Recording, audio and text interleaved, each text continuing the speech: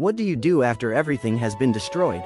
The Book of Ezra is about rebuilding, faith, worship, and a nation's identity.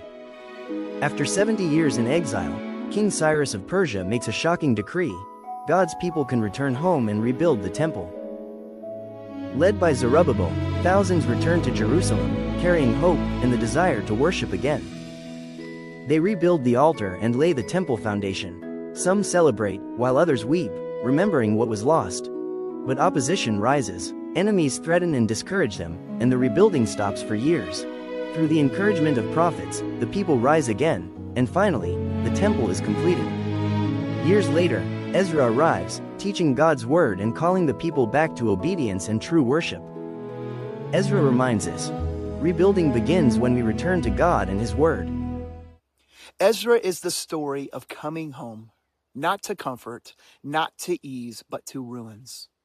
The people return from exile to a broken city, a destroyed temple, and a fragile faith.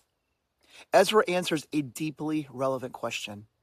What does it take to rebuild your life and your faith after everything has fallen apart?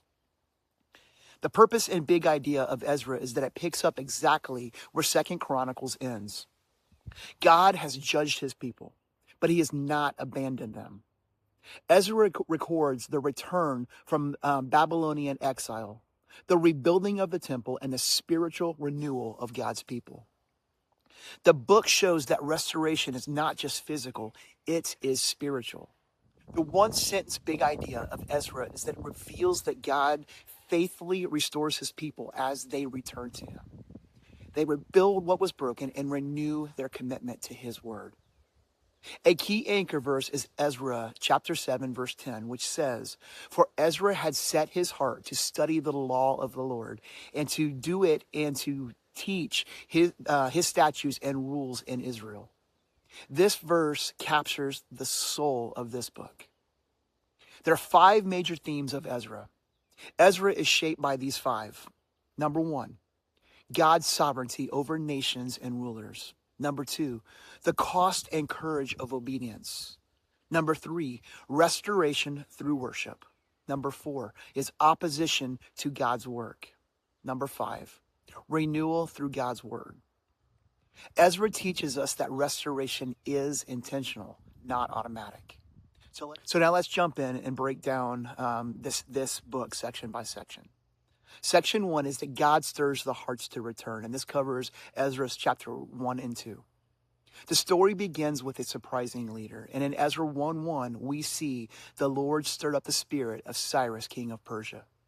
God uses a pagan king to fulfill his promise, and this reminds us that God rules over history, even in exile, and a remnant of the exiles returns, but not everyone goes back, and we see that faithful obedience often belongs to the willing few.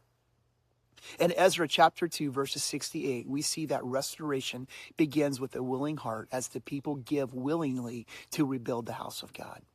Section 2 is called Rebuilding Worship First, and this covers Ezra chapter 3. So before the walls, before homes, before stability, they build the altar. And Ezra chapter 3, verses 3 says, "They set the altar in its place, for fear was on them, and worship comes first." When the foundation of the temple is laid, some rejoice and some weep. And in Ezra chapter 3, verses 12, it says, "Joy and grief mingle." Restoration often carries mixed emotions. Section 3, oppression, delay, and discouragement. This covers Ezra's chapters 4 through 6. Resistance arises immediately. Enemies discourage the builders, and political pressure halts construction, and the work stops for years. But God sends prophets. In Ezra 5:1, Haggai and Zechariah speak, and God's word reignites obedience. And in Ezra 6, verses 14, they finish their building in the decrees of the God of Israel. And what God starts, he sustains. Section 4, Ezra and spiritual leadership. This covers Ezra's chapters 7 and 8.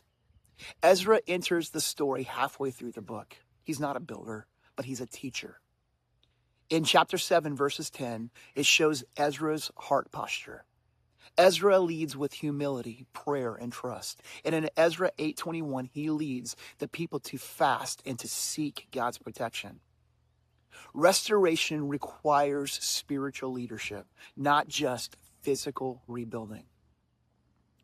Section 5 is confronting sin and renewing the covenant. And this covers Ezra chapters 9 through 10.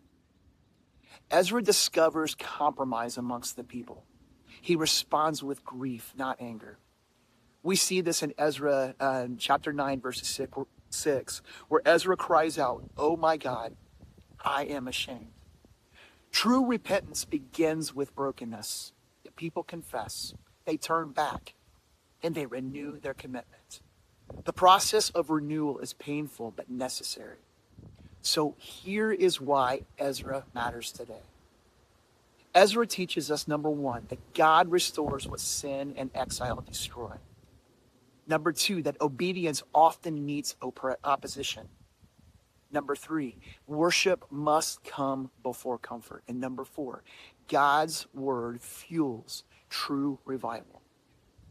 Ezra reminds us that spiritual rebuilding takes time and faith.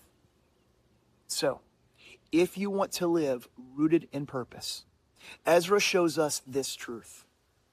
Restoration begins when God's people return to him wholeheartedly. Rebuilding requires perseverance. Renewal requires obedience, and God honors both. He is still in the business of restoring what was lost. So, next in the story, I want you to be sure to come back next week as I continue the series, Rooted in the Word, a book-by-book Bible breakdown, as I will be going through the book of Nehemiah. So while Ezra showed us how God restores worship, Nehemiah will show us how he restores community. You don't want to miss it. We'll see you next week. God bless.